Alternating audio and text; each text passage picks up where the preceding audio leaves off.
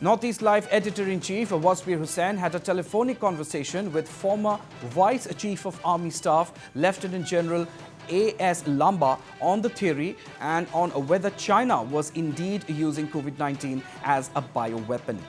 Well, let's listen in now to what he had to say.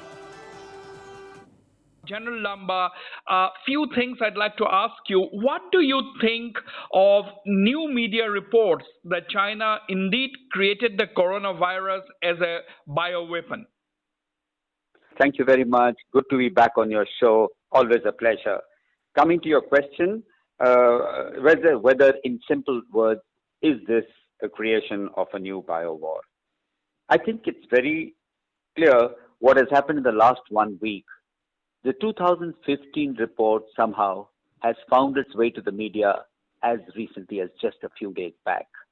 This was always existing with many agencies, but I think what it was awaiting was a kind of confirmation, a kind of verification, and that has been done. I will try and allude to that because the Australian has actually asked investigators to point out if this is verifiable, and it has been said yes.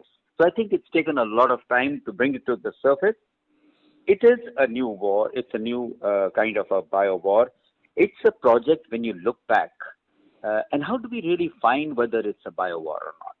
If I take you back into history, 2017 and 18, this Wuhan laboratory is known to have celebrated, now that we have studied, in reverse timelines, what all has happened in the past and is this true or not?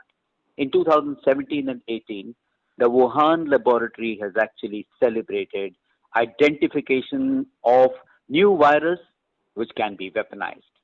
In fact, it is not what is happening today is a consequence of this statement, but what was said in 2018 was a consequence of 2015 files in which the scientists and military men set out to explore the possibility of converting the virus or weaponizing the virus into a biowar. Right. Two, one more thing is very important. China has the maximum number of laboratories in the world. People have invested in science and technology, but China is known to have invested the most in biomedicine.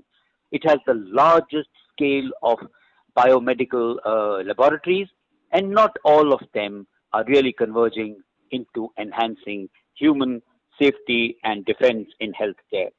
And I think these two inputs make this a very robust foundation for saying this is the beginning of a new biowar. Now, General, do you think India should join countries like the United States, Brazil, and others in pressing for a global investigation to ascertain if China has unleashed this virus really into the world? To my mind, it is not only obvious, but it's imperative.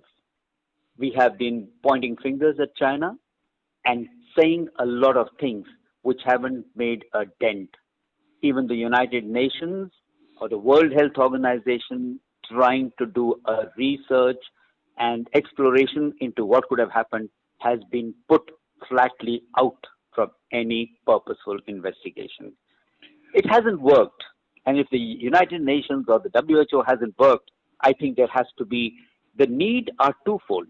One, the need for a global probe.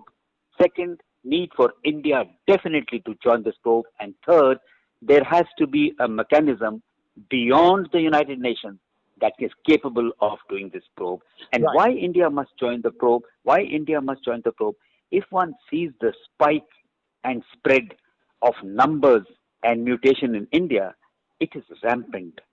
If you compare this to a quick check against September-December analysis, when we had almost controlled the first virus, this is a different mutant. And we have all reason to believe the human tragedy that it has caused, the whole world is watching. The kind of devastation it has caused impels us to ensure that we must join.